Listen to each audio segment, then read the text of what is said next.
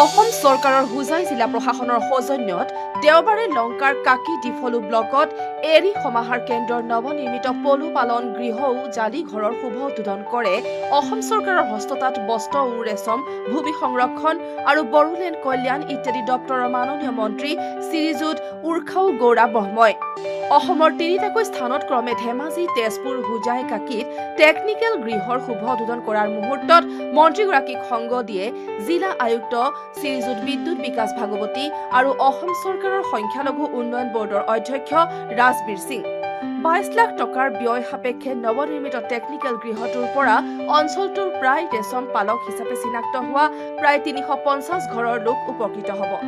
পৰৱৰ্তী সময়ত উক্ত টেকনিকেল গৃহটো প্ৰশিক্ষণ কেন্দ্ৰলৈ উন্নীত কৰাৰ কথা সদৰি কৰে মন্ত্ৰীগৰাকীয়ে।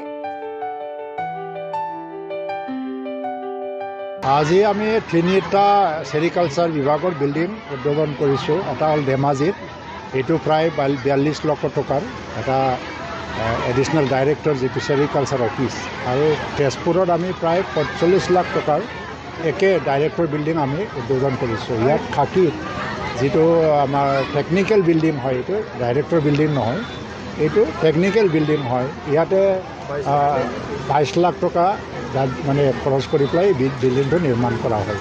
ইয়াৰ দ্বাৰা যিসকলক ৰেচম পালকসকল আছে আৰু গাঁৱে ভূঞে থকা প্ৰায় মানে 300 পৰা 350 পৰিয়ালৰ এটা মানে ৰেচম পালক এটা পৰিয়াল চিনাক্ত কৰা হৈছে।